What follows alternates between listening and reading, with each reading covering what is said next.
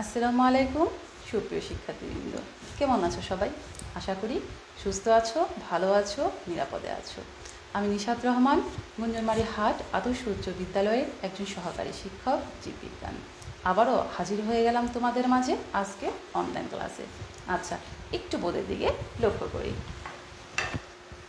শ্রেণী নবম দশম, বিষয় জীববিজ্ঞান, অধ্যায় জীবনী শক্তি।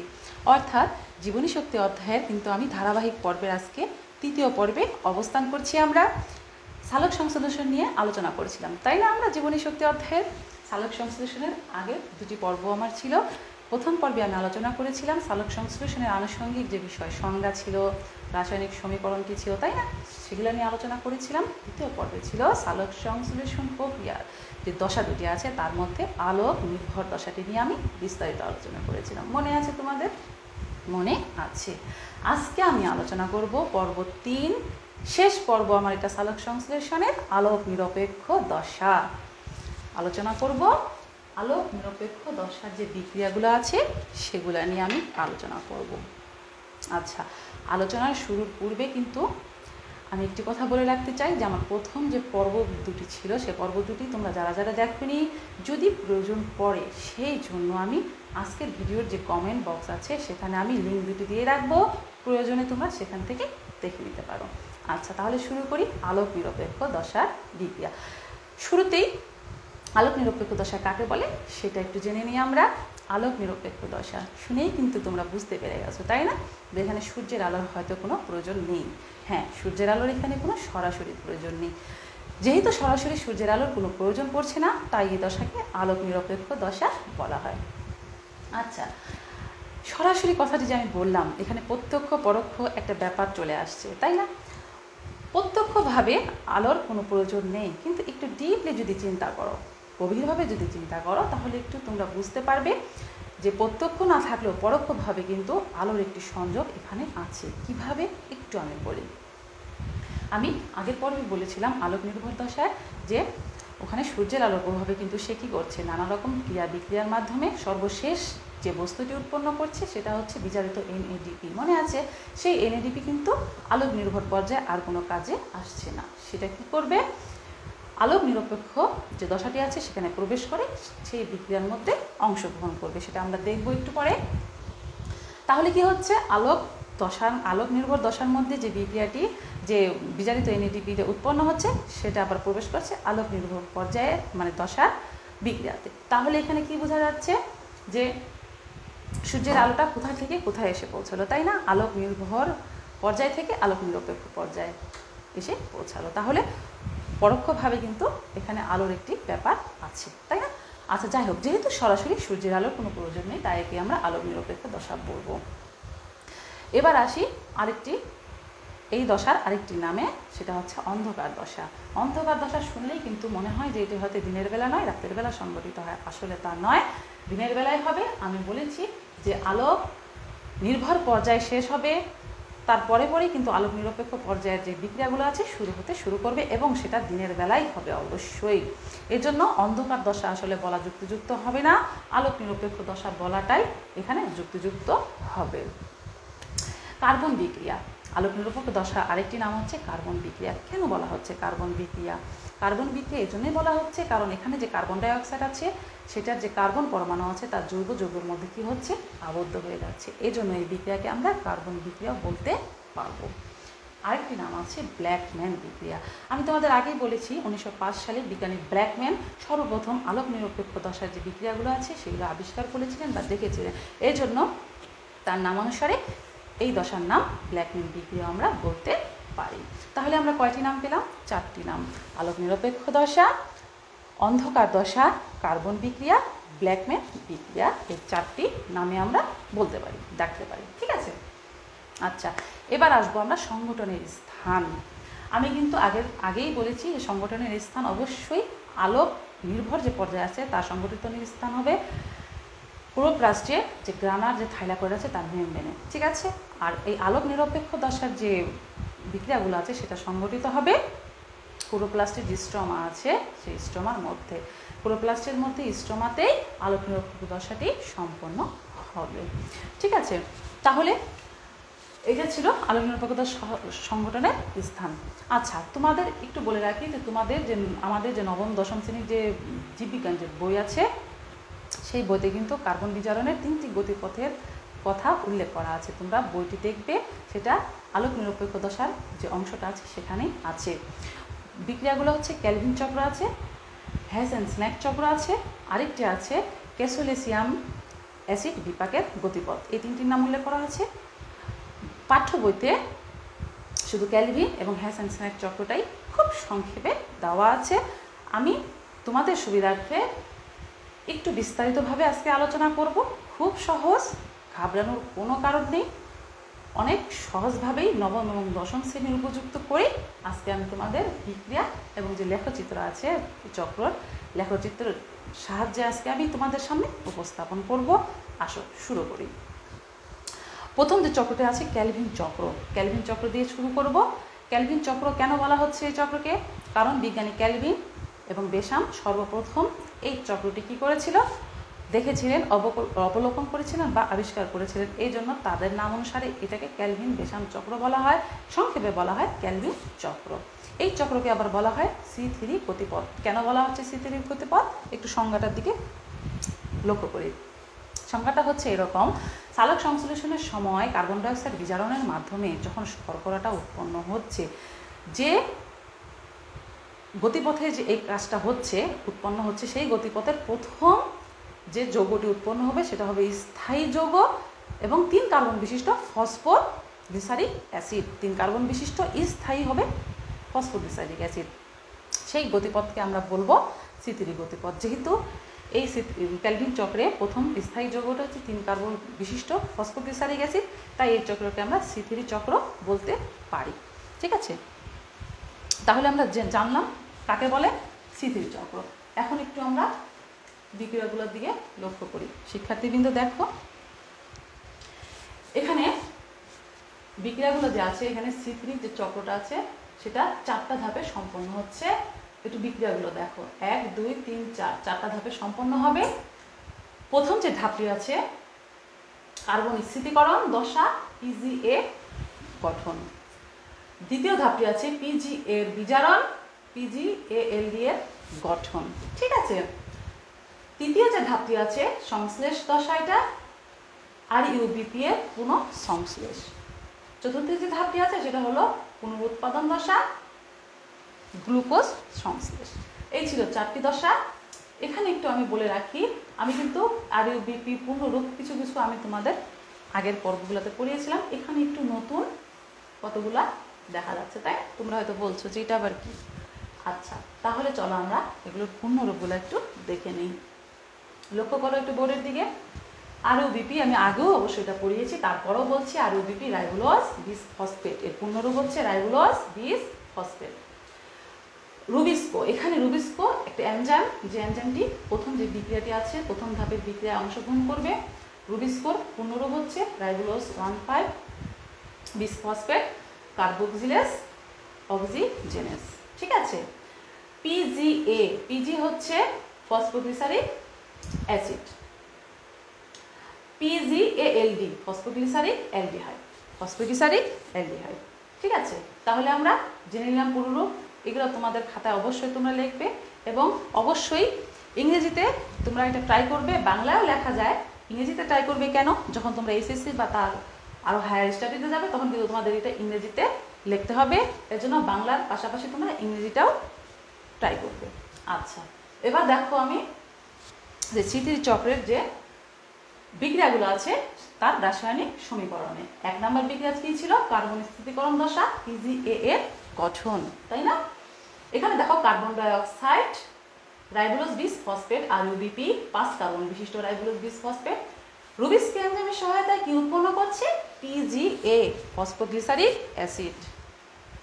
কয় কার্বন বিশিষ্ট? দেখো আমি লিখেছি 3 কার্বন বিশিষ্ট। এই যে 3 কার্বন বিশিষ্ট PgA, এটা কিন্তু একটা স্থায়ী যৌগ উৎপন্ন হয়েছে প্রথম দশায়। আমি কিন্তু সংজ্ঞায় বলেছিলাম যে পথচক্রের প্রথম স্থায়ী যৌগ হবে 3 কার্বন বিশিষ্ট ফসফোগ্লিসারিক অ্যাসিড, তাকেই বলা হবে C3 চক্র। তাহলে বুঝতে পারছো কেন এই চক্রকে C3 চক্র বলা হচ্ছে। ঠিক আছে, এখানে একটু দেখো 6 অণু কার্বন ডাইঅক্সাইড 6 অণু রাইবোলোজ বিসফসফেট রুবিস এনজাইমের সহায়তায় 12 অণু PGA গঠন করেছে, যার কার্বন সংখ্যা 3 এবং রাইবোলোজ বিসফসফেটের কার্বন সংখ্যা হচ্ছে 5। প্রথম যে ধাপটা আছে বোঝা গেল। দ্বিতীয় ধাপটি দেখো, PGA এর বিজারণ এবং PGALD ফসফোগ্লিসারিক অ্যালডিহাইড এর গঠন। এখানে কি হচ্ছে দেখো, PGA ATP এবং NADPH+S+, যা বিজারিত NADP আমরা বলতে পারি, তার সাথে বিক্রিয়া করে কি উৎপন্ন করছে, PGALD ফসফোগ্লিসারিক অ্যালডিহাইড। এই যে ফসফোগ্লিসারিক অ্যালডিহাইড উৎপন্ন হচ্ছে তার সাথে সাথে কিন্তু NADP এখানে মুক্ত হবে এবং ATP ভেঙে এখানে ADP উৎপন্ন হবে। এখানে একটু সমীকরণটা দেখো, 12 অণু PGA, 12 অণু ATP, 12 অণু NADPH+S+ আয়ন যুক্ত হয়ে 12 অণু PGALD উৎপন্ন হচ্ছে, 12 অণু NADP মুক্ত হচ্ছে এবং ATP ভেঙে ADP এখানে উৎপন্ন হচ্ছে। তাহলে কয় অণু ফসফোগ্লিসারিক অ্যালডিহাইড উৎপন্ন হলো? 12 অণু। এই 12 অণু ফসফোগ্লিসারিক অ্যালডিহাইড কিন্তু পরবর্তীতে বিক্রিয়াগুলো আরো সংগঠিত করবে। একটু দেখো 3 নম্বর বিক্রিয়া, সংশ্লেষ দশা। রাইবোলোজ বিসফসফেটের পুনঃসংশ্লেষণ ঘটবে, পুনরায় রাইবোলোজ বিসফসফেট এখানে উৎপন্ন হবে। কিভাবে হচ্ছে দেখো, এই যে আমি বলেছিলাম 12 অণু PGALD এখানে উৎপন্ন হলো, তাই না? এই 12 অণু থেকে 10 অণু PGALDটা কি করবে, অন্তর্বর্তী বিভিন্ন পদার্থের মাধ্যমে ক্রিয়া বিক্রিয়া করে 6 অণু RUDP রাইবোলোজ বিসফসফেট উৎপন্ন করবে। বোঝা গেল?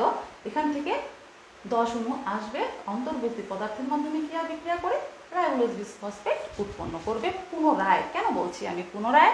কারণ বিক্রিয়ার শুরুতে 1 নম্বর বিক্রিয়া দেখো, শুরুতে কিন্তু রাইবোলোজ বিসফসফেট বিক্রিয়া অংশগ্রহণ করেছিল বিভিন্ন ক্রিয়া বিক্রিয়ার মাধ্যমে, দেখেছো? আবার 10 অণু PGALDর মাধ্যমে আবারও পুনরায় রাইবোলোজ বিসফসফেট এখানে উৎপন্ন হলো। তাই আমি এখানে লিখেছি পুনঃ আবর্তন। তার মানে কি, পুনরায় আবর্তন ঘটেছে। এই যে আবর্তন ঘটলো, এটা একটা চক্রাকারে আবর্তন ঘটলো, এটাকেই বলা হয় ক্যালভিন চক্র। সর্বপ্রথমে বিজ্ঞানী ক্যালভিন কত সালে, 1956 সালে এই চক্রটি দেখেছিলেন। তার নাম অনুসারে এই চক্রকে ক্যালভিন চক্র বলা হয়। ঠিক আছে, তাহলে এখানে কি হলো, 3 নম্বর বিক্রিয়ায় রাইবোলোজ বিসফসফেটের কি হলো, পুনঃ আবর্তন ঘটলো, ক্যালভিন চক্র সম্পন্ন হলো। এখানে দেখো রাইবোলোজ বিসফসফেট 5 কার্বন বিশিষ্ট, আর আমরা তো জানি যে PGALDটা হচ্ছে 3 কার্বন বিশিষ্ট। ঠিক আছে, তাহলে 4 নম্বর বিক্রিয়াটি কি আছে দেখো, ফসফোগ্লিসারিক অ্যালডিহাইড। এখানে 2 অণু ফসফোগ্লিসারিক অ্যালডিহাইড কি করছে, শর্করা উৎপন্ন করছে। এই 2 অণু ফসফোগ্লিসারিক অ্যালডিহাইড কোথা থেকে আসলো, 2 অণু ফসফোগ্লিসারিক অ্যালডিহাইড এসেছে এই যে 12 অণু ফসফোগ্লিসারিক অ্যালডিহাইড উৎপন্ন হলো, এই 12 অণু ফসফোগ্লিসারিক অ্যালডিহাইড থেকে 10 অণু কিন্তু রাইবোলোজ বিসফসফেট উৎপন্ন করেছে, আরও কিন্তু 2 অণু এখানে বাকি আছে, তাই না? এই 2 অণু ফসফোগ্লিসারিক অ্যালডিহাইড কি করবে, 4 নম্বর বিক্রিয়ায় শর্করা উৎপন্ন করবে। এই যে শর্করাটা উৎপন্ন হলো, এই শর্করাটা কোথায় উৎপন্ন হচ্ছে, পাতায় অবশ্যই, তাই না? উদ্ভিদের পাতায় শর্করাটা উৎপন্ন হলো। এই শর্করাটা যখন উৎপন্ন হবে সেটা ফ্লোয়েম বাহিকার মাধ্যমে, আমরা জানি ফ্লোয়েম কি করে, পাতার উৎপন্নকৃত যে খাদ্য আছে সেটা বহন করে নিয়ে উদ্ভিদের বিভিন্ন কলাকোষে পৌঁছে দেয়। তাহলে ফ্লোয়েম বাহিকার মাধ্যমে উদ্ভিদের বিভিন্ন কলাকোষে কি হবে, এই শর্করাটা পৌঁছে যাবে। ঠিক আছে, এই শর্করাটা কিন্তু এখানে 6 কার্বন বিশিষ্ট, আর আমরা জানি ফসফোগ্লিসারিক অ্যালডিহাইড তো 3 কার্বন বিশিষ্ট। একটু বলে রাখি, একটা ব্যাপার ছাড়া গেছে, সেটা হলো এই যে NADPH+, দ্বিতীয় যে বিক্রিয়ার মধ্যে S+ উৎপন্ন, এটা কোথা থেকে এসেছে, এটা ওই যে আলোক বিক্রিয়ায় যে সর্বশেষ যে আলোক নির্ভর বিক্রিয়া যে সর্বশেষ যে বিচারিত NADP উৎপন্ন হয়েছিল, মনে আছে? সেটাই হচ্ছে এখানে এসে এই বিক্রিয়ায় অংশগ্রহণ করছে। আচ্ছা, এটা ছিল C3 চক্রের যে রাসায়নিক বিক্রিয়াগুলো আছে 4টি ধাপ, সেই ধাপে সে শর্করা উৎপন্ন করছে এবং রাইবোলোজ পুনঃউৎপাদনের মাধ্যমে ক্যালভিন চক্রটি সক্রিয় থাকছে। এবার আমরা এই যে C3 চক্রের যে চিত্রটা আছে, লেখচিত্রটা আছে, সেই লেখচিত্রটা আমরা একটু দেখব, আরও তোমাদের কাছে জিনিসটা কিন্তু পরিষ্কার হয়ে যাবে। একটু লক্ষ্য করো ভালো করে, এখানে আমি 4টা বিক্রিয়া উল্লেখ করেছি, 1, 2, এই যে 3, এই যে 4, এই 4টা বিক্রিয়া আমি চিহ্নিত করেছি। ঠিক আছে, এখানে দেখো, এখানে ক্যালভিন চক্র কেন বলা হচ্ছে? কারণ এই চক্রটা সর্বপ্রথম ক্যালভিন আবিষ্কার করেছিলেন বিজ্ঞানী, এই জন্য তার নাম অনুসারে ক্যালভিন চক্র বলা হচ্ছে। C3 গতিপথ কেন বলা হচ্ছে? কারণ প্রথম যে স্থায়ী যৌগটা আছে এই চক্রে সেটা হলো C3 মানে 3 কার্বন বিশিষ্ট ফসফোগ্লিসারিক অ্যাসিড, এই জন্য একে C3 গতিপথ বলা হচ্ছে। আচ্ছা, এখানে 1 নম্বর বিক্রিয়া কি ছিল দেখো, সেটার সাথে 1 নম্বর বিক্রিয়াটা মিলাও, তোমরাও বুঝতে পারবে যে 6 অণু কার্বন ডাইঅক্সাইড 6 অণু রাইবোলোজ বিসফসফেটের সাথে বিক্রিয়া করে রুবিস্কো এনজাইমের সহায়তায় 12 অণু PGA গঠন করে ফসফোগ্লিসারিক অ্যাসিড উৎপন্ন করলো। এটা কয় কার্বন বিশিষ্ট? 3 কার্বন বিশিষ্ট ফসফোগ্লিসারিক অ্যাসিড 3 কার্বন বিশিষ্ট স্থায়ী যৌগ C3 গতিপথে উৎপন্ন হলো। 2 নম্বর বিক্রিয়া কি ছিল দেখো, 2 নম্বর কি ছিল? এই যে 12 অণু PGA অণুটা যে উৎপন্ন হলো তার সাথে কি কি যুক্ত হবে? ATP এবং NADPS প্লাস S প্লাস যে আয়ন আছে সেটা বিচারিত NADPটা যে আছে সেটা কি করবে? যুক্ত হবে। যুক্ত হওয়ার ফলে কি করবে? 12 অণু ফসফোগ্লিসারিক অ্যালডিহাইড উৎপন্ন করবে। এই যে 12 অণু ফসফোগ্লিসারিক অ্যালডিহাইড তার সাথে কিন্তু NADP কি হচ্ছে? মুক্ত হয়ে যাচ্ছে এবং ATP ভেঙে এখানে ADP উৎপন্ন হচ্ছে। এটা ছিল 2 নাম্বার বিক্রিয়া। এই যে 12 অণু যে PGA আর 12 অণু যে PGALD এটা দুটোই কিন্তু 3 কার্বন বিশিষ্ট যৌগ। ঠিক আছে, আমি এখানে লিখে উল্লেখ করে দিয়েছি, 3C বলে চিহ্নিত করেছি। এখন দেখো 3 নাম্বার বিক্রিয়া কি ছিল? সংশ্লেষ, রাইবোলোজ বিসফসফেটের কি পুনঃসংশ্লেষ, পুনরায় উৎপাদন। একটু লক্ষ্য করো, এখানে 12 অণু যে PGALD গঠন হলো সেখান থেকে কয় অণু? 10 অণু ফসফোগ্লিসারিক অ্যালডিহাইড কি করবে? বিভিন্ন অন্তর্বর্তী পদার্থের মাধ্যমে পুনরায় কি উৎপন্ন করছে? 6 অণু রাইবোলোজ বিসফসফেট আরও BP। দেখেছো 10 অণু, এখান থেকে 10 অণু ফসফোগ্লিসারিক অ্যালডিহাইড অন্তর্বর্তী পদার্থের মাধ্যমে পুনরায় 6 অণু রাইবোলোজ বিসফসফেট উৎপন্ন করছে। পুনরায় কেন বললাম আমি কথাটা? কারণ প্রথম রাইবোলোজ বিসফসফেট কিন্তু বিক্রিয়াটি শুরু করেছিল বিভিন্ন চক্রাকার পদ্ধতিতে কি করছিল? বিভিন্ন পদার্থ সৃষ্টির মাধ্যমে আবারও রাইবোলোজ বিসফসফেটের পুনঃসংশ্লেষ হলো, উৎপন্ন হলো, তাই না? এই জন্য চক্রটা কি হলো? সক্রিয় থাকলো। এখানে অন্তর্বর্তী পদার্থের মাধ্যমে যখন রাইবোলোজ বিসফসফেট উৎপন্ন হয় তখন কিন্তু এখানে ATP শক্তিটা সরবরাহ করে, সেই শক্তিকে কাজে লাগিয়ে সেখানে ATP ভেঙে ADP উৎপন্ন হয়। ঠিক আছে, এখনো কিন্তু বিক্রিয়াটি শেষ হয়নি। বিক্রিয়া 12 অণুর মধ্যে 10 অণু কিন্তু উৎপন্ন হয়েছে 6 অণু রাইবোলোজ বিসফসফেট, কিন্তু আরো 2 অণু কিন্তু এখানে বাকি আছে, তাই না? এই 2 অণু ফসফোগ্লিসারিক যে অ্যালডিহাইড আছে সেটা কি করবে?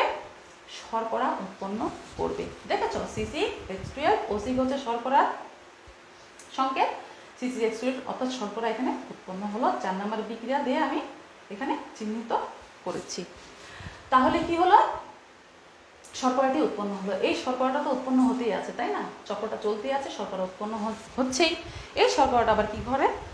ফ্লোয়েম বাহিকার মাধ্যমে উদ্ভিদের বিভিন্ন কলাকোষে পৌঁছায়, সেখানে সঞ্চয় থাকে, সেইখান থেকে আবার বিভিন্ন ধরনের প্রাণীরা যে আছে সেখান থেকে আমরা আমাদের নিজের মধ্যে গ্রহণ করে থাকি আমরা। ঠিক আছে, তাহলে এই ছিল C3 চক্রের বিস্তারিত আলোচনা, লেখচিত্র তোমরা বুঝতে পেরেছ। খুবই সিম্পল, খুবই সহজ, কোনো ভয়ের কিছু নেই। ঠিক আছে, এবার আমরা কি করব? আরেকটি যে চক্র আছে হ্যাশ অ্যান্ড স্ল্যাক চক্র, যেটাকে আমি বলবো C4 গতিপথ। আচ্ছা, হ্যাশ অ্যান্ড স্ল্যাক, বিজ্ঞানী হ্যাশ অ্যান্ড স্ল্যাক সর্বপ্রথম এই চক্রটি কি করেছিলেন? আবিষ্কার করেছিলেন। তাদের নাম অনুসারে এই চক্রকে বলা হয় হ্যাশ অ্যান্ড স্ল্যাক চক্র। আমরা C4 গতিপথ বলতে পারি। কেন আমরা বলবো C4 গতিপথ অথবা চক্র? একটু সংজ্ঞাটা শুনে নিন। সালোক সংশ্লেষণের সময় কার্বন ডাইঅক্সাইড বিজারণের মাধ্যমে শর্করা যে উৎপন্ন হয়, যে গতিপথে প্রথম স্থায়ী যৌগটা হবে 4 কার্বন বিশিষ্ট অক্সালো অ্যাসিটিক অ্যাসিড, 4 কার্বন বিশিষ্ট অক্সালো অ্যাসিটিক অ্যাসিড, সেই পথ চক্রটাকেই বলা হবে C4 চক্র, যেহেতু প্রথম যৌগটা হবে 4 কার্বন বিশিষ্ট। ঠিক আছে, তাহলে চলো এখন আমরা একটু বিক্রিয়াগুলা দেখে নিই। বোর্ডের দিকে লক্ষ্য করো শিক্ষার্থীবৃন্দ, এটা হচ্ছে C4 চক্র বা C4 চক্র, হ্যাশ অ্যান্ড স্ল্যাক চক্র। দেখো এখানে কি হচ্ছে, এখানেও কিন্তু 4টা পর্যায়ে সে শেষ করছে বিক্রিয়াগুলো। প্রথম যে পর্যায়ে আছে এটা কি, ফসফোনিল পাইরুভিক অ্যাসিড কি করছে, কার্বন ডাই অক্সাইড যুক্ত হয়ে কার্বক্সিলেজ যে এনজাইম আছে তার সহায়তায় কি অক্সালো অ্যাসিটিক অ্যাসিড উৎপন্ন করছে। আমি বলেছিলাম অক্সালো অ্যাসিটিক উৎপন্ন হবে C4, একটু আগেই সংজ্ঞায় বলেছিলাম C4 চক্রে 4 কার্বন বিশিষ্ট, অবশ্যই অক্সালো অ্যাসিটিক অ্যাসিড 4 কার্বন বিশিষ্ট। এটার জন্যই কিন্তু এই চক্রটাকে বলা হচ্ছে C4 চক্র। ঠিক আছে, তারপর দেখো ফসফোরাল পাইরুভিক অ্যাসিড কার্বক্সিলেজ এনজাইমের সহায়তায় অক্সালো অ্যাসিটিক অ্যাসিড উৎপন্ন করছে। এখন এখানে একটু দেখো, লক্ষ্য করো যে কার্বন ডাই অক্সাইড কিভাবে এই বিক্রিয়ায় যুক্ত হচ্ছে। পানির সাথে কার্বন ডাই অক্সাইড বিক্রিয়া করে কি উৎপন্ন করছে, কার্বনিক অ্যাসিডে উৎপন্ন করছে। এই কার্বনিক অ্যাসিডটা কার্বনেট আয়নে উৎপন্ন হচ্ছে, কার্বনেট আয়ন উৎপন্ন হয়ে সে এই বিক্রিয়ায় যুক্ত হচ্ছে। তাহলে বোঝা গেল কার্বন ডাই অক্সাইডটা কিভাবে যুক্ত হচ্ছে। তাহলে অক্সালো অ্যাসিটিক অ্যাসিডটা উৎপন্ন হয়ে গেল। অক্সালো অ্যাসিটিক অ্যাসিড আবার কি করবে, ডিহাইড্রোজেনেট এনজাইমের সহায়তায় ম্যালিক অ্যাসিড উৎপন্ন করবে। ডিহাইড্রোজেনেট এনজাইম এখানে সহায়তা করবে, ম্যালিক অ্যাসিড উৎপন্ন করবে। এই যে ম্যালিক অ্যাসিড উৎপন্ন হবে অক্সালো অ্যাসিটিক অ্যাসিড থেকে, এখানে কিন্তু একটি NADPS+S+ থেকে NADP উৎপন্ন হবে। ঠিক আছে, একটু আমি বলে রাখি, এই যে C4 যে চক্রটা আছে সেই চক্রটা কিন্তু দুইটা কোষে মানে সংগঠিত হয়। একটা হলো তোমার মেসোফিল কোষ, একটা হলো বান্ডল ছিট কোষ। এই যে কোষ মেসোফিল কোষের ক্লোরোপ্লাস্ট এবং বান্ডল ছিট ক্লোরোপ্লাস্টের মধ্যে এই C4 চক্রটি সম্পন্ন হবে। কিছু বিক্রিয়া সম্পন্ন হবে মেসোফিল কোষে ক্লোরোপ্লাস্টে, আর কিছু বিক্রিয়া সম্পন্ন হবে বান্ডল ছিট কোষের ক্লোরোপ্লাস্টে। ঠিক আছে, তাহলে এই যে অক্সালো অ্যাসিটিক অ্যাসিড থেকে যে ম্যালিক অ্যাসিড উৎপন্ন হলো হাইড্রোজেনেট এনজাইমের সহায়তায়, এখান থেকে ম্যালিক অ্যাসিডটা মেসোফিলে কিন্তু উৎপন্ন হয়ে 1 আর 2 নাম্বার যে ধাপটা আছে মেসোফিল সেলে কিন্তু বিক্রিয়াটি সংগঠিত হয়েছে। এবার সে কি করবে, মেসোফিল সেল থেকে তোমার প্লাজমোডেজমাটার মাধ্যমে ম্যালিক অ্যাসিডটা কি করবে, বান্ডল ছিট সেলে প্রবেশ করবে। আচ্ছা, একটু বলে রাখি প্লাজমোডেজমাটাটা কি। প্লাজমোডেজমাটাটা হচ্ছে দুটা কোষের মধ্যবর্তী যে সংযোগকারী যে অংশটা থাকবে, মানে সংযোগ ঘটাবে যে অংশটা, সেটাকে প্লাজমোডেজমাটা আমরা বলতে পারি। এর মাধ্যমে কি হয়, একটা কোষের সাইটোপ্লাজমের যে পদার্থগুলো থাকে আরেকটা কোষের পদার্থগুলোর মধ্যে একটা সংযোগ আদান প্রদানের সৃষ্টি করে, এটাকে বলে প্লাজমোডেজমাটা। তাহলে প্লাজমোডেজমাটার মাধ্যমে কি করে, মেসোফিল সেল থেকে ম্যালিক অ্যাসিড বান্ডল ছিট কোষে এসে প্রবেশ করে। তারপর কি করে, বান্ডল ছিট 3 নাম্বার বিক্রিয়া কিন্তু বান্ডল ছিটে ঘটছে, তাই না। দেখো ম্যালিক অ্যাসিডটা কি করবে, কার্বক্সিলেজ যে এনজাইম আছে সেটার সহযোগিতায় পাইরুভিক অ্যাসিড উৎপন্ন করবে। একটু আমি বলে রাখি, কার্বক্সিলেজ এমন একটি এনজাইম যেখানে উপস্থিত থাকবে সেখানে কিন্তু কার্বন ডাই অক্সাইড গ্যাস উৎপন্ন হবে। এখানেও কিন্তু দেখছো কার্বক্সিলেজ এনজাইম যেহেতু আছে, তাহলে এখানে কার্বন ডাই অক্সাইড গ্যাস উৎপন্ন হচ্ছে। এই কার্বন ডাই অক্সাইড গ্যাস উৎপন্ন হওয়ার মধ্যে এখানে কিন্তু একটি C3 গতিপথ এখানে একটি সম্পন্ন হবে। কিভাবে সম্পন্ন হবে সেটা আমরা লেখচিত্র যখন আমরা পড়ব দেখব, তখন কিন্তু আরো ভালোভাবেই তোমাদের সামনে স্পষ্ট হয়ে যাবে। তাহলে এখানে কি হচ্ছে, ম্যালিক অ্যাসিড বান্ডল ছিটে প্রবেশ করে কার্বক্সিলেজ এনজাইমের সহায়তায় কি করছে, পাইরুভিক অ্যাসিড এবং কার্বন ডাই অক্সাইড গ্যাস উৎপন্ন করছে। এখানে NADP কি করবে, NADPS+S+ উৎপন্ন করবে। ঠিক আছে, এখন কি হচ্ছে দেখো, পাইরুভিক অ্যাসিডটা তো উৎপন্ন হলো, সেটা কিন্তু হলো বান্ডল ছিট কোষে, তাই না। এই বান্ডল ছিট কোষ থেকে কিন্তু পুনরায় আবার প্লাজমোডেজমাটার মাধ্যমে কি করবে, পাইরুভিক অ্যাসিডটা মেসোফিল সেলে আবার পুনরায় প্রবেশ করবে। তাহলে কি বলা যায়, 4 নাম্বার বিক্রিয়াটি কোথায় সংঘটিত হবে, অবশ্যই মেসোফিল সেলে, যেহেতু পাইরুভিক অ্যাসিডটা বান্ডল ছিট থেকে পুনরায় মেসোফিল সেলে প্রবেশ করলো। ঠিক আছে, তাহলে 4 নাম্বার বিক্রিয়া হচ্ছে মেসোফিল সেলে। কি হচ্ছে দেখো, এই যে পাইরুভিক অ্যাসিডটা আছে সেটা কাইনেজ এনজাইম, কি এনজাইম, কাইনেজ এনজাইম, তার সহযোগিতায় পুনরায় ফসফোনিল পাইরুভিক অ্যাসিড উৎপন্ন করছে। আচ্ছা, পুনরায় কেন বললাম, একটু লক্ষ্য করো, 1 নম্বর বিক্রিয়ায় ফসফোনিল পাইরুভিক অ্যাসিড ছিল, সে কিন্তু বিক্রিয়াটি কি করেছিল, শুরু করেছিল, তাই না। আবার পুনরায় বিভিন্ন বিক্রিয়া কিভাবে ফসফোনিল পাইরুভিক অ্যাসিড থেকে অক্সালো অ্যাসিটিক অ্যাসিড, অক্সালো অ্যাসিড থেকে ম্যালিক অ্যাসিড, ম্যালিক অ্যাসিড থেকে পাইরুভিক অ্যাসিড, পাইরুভিক অ্যাসিড থেকে আবার ফসফোনিল পাইরুভিক অ্যাসিড পুনরায় উৎপন্ন হলো, পুনঃসংশ্লেষ হলো। ঠিক আছে, বোঝা গেছে? এই যে সংশ্লেষ হলো, এইভাবেই কিন্তু C4 চক্রটি চক্রাকারে চলতে থাকে। এবং এই যে এখানে CO2 কার্বন ডাইঅক্সাইড, এখানে C3 গতিপথের মাধ্যমে শর্করা জাতীয় খাদ্য উৎপন্ন করবে। কিভাবে করবে সেটা জানার জন্য আমাদের এটার লেখচিত্রে চলে যেতে হবে। আচ্ছা, তাহলে চলো আমরা এটা দেখলাম, এখন আমরা লেখচিত্র লক্ষ্য করি। লেখচিত্র চলে যাবে। আমি তোমাদের প্রথমেই বলেছিলাম যে দুটি কোষে সম্পন্ন হয় ক্লোরোপ্লাস্টে, তাই না? একটি হলো মেসোফিল কোষ, একটা হলো বান্ডলছিদ কোষ। আমি সুন্দর করে এখানে এঁকে নিয়েছি, দেখেছ? এই পাশে হচ্ছে তোমার মেসোফিল কোষ, এই পাশে হলো বান্ডলছিদ কোষ। অবশ্যই ক্লোরোপ্লাস্টে হবে, মেসোফিল কোষের ক্লোরোপ্লাস্টে, বান্ডলছিদ কোষে ক্লোরোপ্লাস্টে সংগঠিত হবে। দেখো কিভাবে সংগঠিত হচ্ছে। এখানে প্রথমে ফসফোনিল পাইরুভিক অ্যাসিড, যাকে আমরা পেপ বলতে পারি, PE, ফসফোনিল পাইরুভিক অ্যাসিড কি করছে? কার্বন ডাইঅক্সাইড যুক্ত হচ্ছে। কিভাবে? পানির সাথে বিক্রিয়া করে প্রথমে কার্বনিক অ্যাসিড, তারপর কার্বনেট আয়নটা হয়ে এখানে যুক্ত হয়ে যাচ্ছে। ফসফোনিল পাইরুভিক অ্যাসিড বা পেপ কি করছে? কার্বক্সিলেট এনজাইমের সহায়তায় কি উৎপন্ন করছে? অক্সালো অ্যাসিটিক অ্যাসিড, OAA আমরা সংক্ষেপে বলছি, অক্সালো অ্যাসিটিক অ্যাসিডকে উৎপন্ন করছে। ঠিক আছে, এই উৎপন্ন অক্সালো অ্যাসিড আবার কি করবে? ম্যালিক অ্যাসিডে পরিণত হবে বা উৎপন্ন করবে। কার সহায়তায়? ডিহাইড্রোজিনেট এনজাইমের সহায়তায়। প্রত্যেকটাতে কিন্তু এনজাইম ভূমিকা পালন করছে, সহযোগিতা করছে, তাই না? এখানে অক্সালো অ্যাসিডিক থেকে ম্যালিক অ্যাসিড যে উৎপন্ন হচ্ছে সেটা সাহায্য করছে ডিহাইড্রোজিনেট এনজাইম। আমি তোমাদের বলেছিলাম প্লাজমোডেজমাটার সাহায্যে ম্যালিক অ্যাসিডটা তখন কোথায় প্রবেশ করবে? দেখো এখানে প্লাজমোডেজমাটা বলে দুইটা কোষের মধ্যবর্তী যে ফাঁকা ফাঁকা অংশ আছে, এই অংশ দিয়ে কিন্তু এক কোষ থেকে, সাইটোপ্লাজম থেকে বিভিন্ন ধরনের পদার্থ আরেক কোষের সাইটোপ্লাজমে চলাচল করতে পারে, আদান প্রদান করতে পারে। এটাকে প্লাজমোডেজমাটা বলে। এই ম্যালিক অ্যাসিডটা কি করবে? মেসোফিল কোষ থেকে প্লাজমোডেজমাটার সাহায্যে বান্ডলছিদে এসে পৌঁছাবে। ম্যালিক অ্যাসিডটা পৌঁছে গেছে। এবার সে কি করবে? ডিকার্বক্সিলেজ এনজাইমের সহায়তায় পাইরুভিক অ্যাসিড উৎপন্ন করবে। কিসের সহায়তায়? ডিকার্বক্সিলেজ এনজাইমের সহায়তায়। ঠিক আছে, আমি তোমাদের বিক্রিয়ায় কিন্তু দেখিয়েছিলাম। তারপরে কিন্তু পাইরুভিক অ্যাসিড পুনরায় প্লাজমোডেজমাটার সাহায্যে কোথায় এসে পৌঁছাবে? মেসোফিল কোষে এসে পৌঁছাবে। পৌঁছেছে, দেখো পাইরুভিক অ্যাসিড বান্ডলছিদ থেকে প্লাজমোডেজমাটার সাহায্যে পাইরুভিক অ্যাসিড আবার মেসোফিল কোষে এসে পৌঁছে গেছে, তাই না? এখন 4 নাম্বার সর্বশেষ যে বিক্রিয়াটি আছে সেটাই কিন্তু সেখানে মানে সংঘটিত করবে। কিভাবে সংঘটিত করছে? দেখো, কাইনেজ এনজাইমের সহায়তায় পাইরুভিক অ্যাসিড পুনরায় আবার কি উৎপন্ন করবে? ফসফোনিল পাইরুভিক অ্যাসিড অথবা পেপ।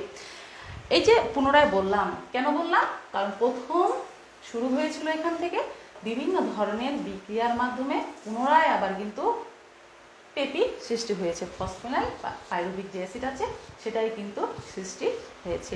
এই সৃষ্টির সময় দেখো এখানে কি হচ্ছে? শক্তি যে পাচ্ছে, কোথা থেকে পাবে? শক্তি যোগান দিবে এটিপি। তখন সেই শক্তিকে কাজে লাগিয়ে এটিপি থেকে এডিপি উৎপন্ন হবে। কি শেষ হয়ে গেল বিক্রিয়া? না, আরেকটু বাকি আছে, তাই না? একটু দেখো, লক্ষ্য করো। আমি বলেছিলাম ডিকার্বক্সিলেজ যেখানেই থাকবে এই এনজাইমটা সেখানেই কিন্তু কি উৎপন্ন হবে? একটি গ্যাস, সেটা হচ্ছে কার্বন ডাইঅক্সাইড গ্যাস। হ্যাঁ, এখানেও কার্বন ডাইঅক্সাইড গ্যাস উৎপন্ন হয়ে গেছে, দেখেছো? ডিকার্বক্সিলেজ যেহেতু এখানে উপস্থিত আছে, এই কার্বন ডাইঅক্সাইড এখানে একটি C3 চক্র একটি তৈরি করবে, সংঘটিত করবে। এখানে কার্বন ডাইঅক্সাইডটা দেখো কি করেছে? রাইবোজ বিসফসফেটের সাথে যুক্ত হয়ে 3 অণু কি উৎপন্ন করেছে? ফসফোগ্লিসারিক অ্যাসিড উৎপন্ন করেছে। সেই ফসফোগ্লিসারিক অ্যাসিড থেকে দেখো কি উৎপন্ন হয়েছে? প্রধান যে উপজাত দ্রব্য আমরা এতক্ষণ ধরে যেটা চাচ্ছিলাম, তাই না, শর্করা খাদ্য, সেই শর্করাটা সে উৎপন্ন করে ফেলছে। এখানে একটি C3 চক্র সম্পন্ন হচ্ছে। একটু বলি যে ম্যালিক অ্যাসিড থেকে যখন পাইরুভিক অ্যাসিড আসছে সেখানেও কিন্তু NADP ভেঙে NADPS+S+ উৎপন্ন হবে। তাহলে দেখতে পাচ্ছ এখানে কিভাবে কার্বন চক্রের মাধ্যমে কার্বন ডাইঅক্সাইড থেকে শর্করা উৎপন্ন হচ্ছে। এই শর্করাটাই আসলে পাতার মধ্যে উৎপন্ন হচ্ছে। পাতা থেকে ফ্লোয়েম বাহিকার মাধ্যমে উদ্ভিদের বিভিন্ন যে কলা কোষগুলো আছে সেখানে যে পৌঁছাচ্ছে। এই ছিল C3 গতিপথের লেখচিত্র। খুবই সংক্ষিপ্ত, খুব সহজ করে আমি তোমাদের বুঝিয়ে দিয়েছি। এখানে একটু লক্ষ্য করো, এখানে যে এও আমি ওখানে বলেছি পেপ। পেপটা হচ্ছে phosphoenol pyruvic acid, OAA oxalo acetic acid, M এর সংক্ষিপ্ত, সেটা পূর্ণরূপ হচ্ছে ম্যালিক অ্যাসিড। আচ্ছা, এই যে তৈরি হয়ে গেল, যে আমি যে বুঝিয়ে দিলাম যে C3 গতিপথ, তোমাদের খুবই সহজভাবে সংক্ষিপ্তভাবে, যখন তোমরা উপরে ক্লাসে যাবে আসলে আরও ডিটেলসে পড়তে হবে, সংক্ষিপ্তভাবে আমি তোমাদের সামনে উপস্থাপন করলাম। আশা করি তোমরা বুঝতে পেরেছো। বাড়ির কাজ কি থাকতে পারে? বাড়ির কাজ, যেহেতু এটা তোমাদের বইতে নেই, তাই না, এই লেখচিত্র দুটো তোমরা বাসায় অঙ্কন করবে অবশ্যই, এবং বেশি বেশি প্র্যাকটিস করবে। সালোক সংশ্লেষণ অধ্যায়টা একবারে মুখস্থ করে নিবে, কারণ উপরের ক্লাসে গেলে কিন্তু আবারও এই সালোক সংশ্লেষণ বিরাট ডিটেলসে তখন করতে হবে। আচ্ছা, এই ছিল তাহলে আমার পর্ব 3-এর সর্বশেষ সালোক সংশ্লেষণের সর্বশেষ পর্ব 3, আলোক নিরপেক্ষ দশা। তোমাদের এর পরে পাঠ্য বইতে এরপরে কিন্তু পৃষ্ঠাগুলোতে আছে বিভিন্ন প্রভাবক, সালোক সংশ্লেষণের বিভিন্ন প্রভাবক, আর সালোক সংশ্লেষণ কি তাপমাত্রাও আছে কিছু, যে কোন তাপমাত্রা কোন তরঙ্গ দৈর্ঘ্যে সালোক সংশ্লেষণ ভালো হয়, কম হয়, বেশি হয়, এই ধরনের কিছু আলোচনা আছে, যেটা তোমরা নিজেরাই পড়ে নিতে পারবে, মুখস্থ করে নেবে। এবং এরপরে যে শোষণ অংশটা আছে, এর পরবর্তীতে আমি শোষণ অংশ নিয়ে তোমাদের সামনে হাজির হব। তাহলে আজকে এই পর্যন্তই। ভালো থাকবে, সুস্থ থাকবে, এবং বেশি বেশি বাসায় পড়াশোনা করবে, যেহেতু এখন স্কুল বন্ধ। অনলাইন ক্লাসে উপস্থিত থাকবে, তোমরা অ্যাটেন্ড করবে। ভালো থাকবে, সুস্থ থাকবে। আল্লাহ হাফেজ।